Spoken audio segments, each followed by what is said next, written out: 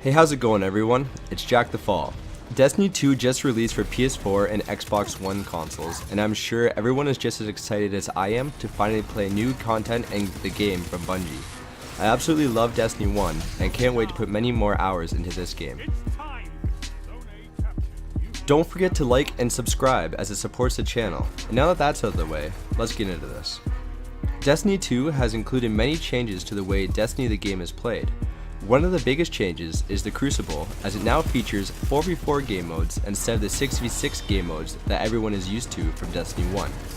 The Crucible is a lot more difficult now to play solo, so this video will hopefully help new and old players learn a thing or two about how to get an edge on the other players.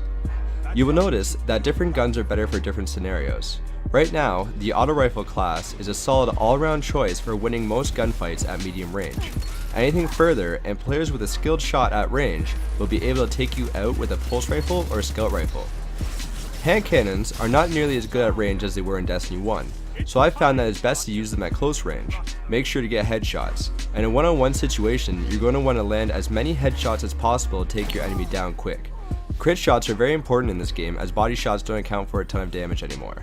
If you're a solo player, it's a good idea to try and stick around your teammates for most gunfights. If you're in a 1v1 scenario, it is more than likely that you're going to get shut down very fast and won't be able to do much damage against the enemy team.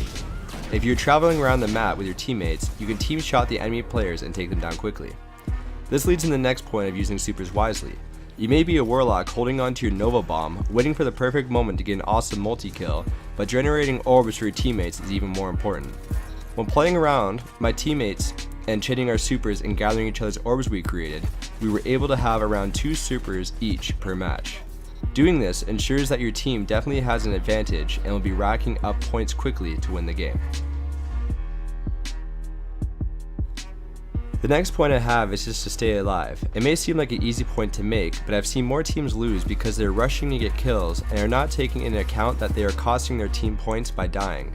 This is a great tip for players that are playing the competitive game modes, where dying means you are put out of the game for a short amount of time until you are revived in the countdown game mode, or until you respawn in the survival game mode. Both of these game modes have a timer that you must wait through until you can play again. My advice for doing well for your team is to try and take out the enemy players, and if you take too much damage, try and get around a corner and hide by using your defensive abilities. Hunters are able to do a combat dodge or roll. Titans can put up a shield to hide behind, and Dawnblade using warlocks are able to strafe through the air like Twilight Garrison users from Destiny 1. By getting away from the enemy, you're not costing your team a point by dying, you're able to get your health back and challenge again, and you will also be able to get a grasp on your surroundings by using your minimap. The last tip I have to talk about is about class abilities.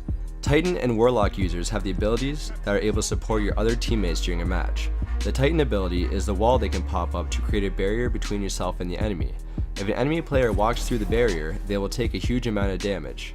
Knowing this info, you should also try to avoid walking through an enemy Titan's barrier. They'll show up as a red wall. Warlocks have 2 different types of area of effect rifts they can put down. One rift will heal yourself and teammates that are in the rift, allowing them to shoot and take damage without hiding behind cover. If you stay in the rift long enough without taking damage, you will receive an overshield that heightens your chance of survival as long as you stay in the rift. If you leave the rift, you will lose your overshield. The other rift is an empowered rift. This rift will increase the amount of damage that you will deal to your enemies, though you will still take the normal amount of damage. My preference is a healing rift, as it allows me to heal while putting a steady stream of damage against the enemy team. The empowering rift doesn't give you enough damage boost to use over the healing rift, as staying alive for your team is more important. With these tips in mind, the Crucible will be a lot easier playing with your friends, as you can communicate through headsets, though if you're a lone wolf, you can still have a tremendous amount of fun. This concludes the video. I'll be trying to upload content a lot more frequently, as Destiny 2 is a beast of a new game and there'll be tons of new stuff to cover. I'll also be streaming Destiny 2 on Twitch at Jackthefall TV throughout the weeks. Don't forget to like and subscribe, as it does support me, and thank you all for watching. I'll see you next time.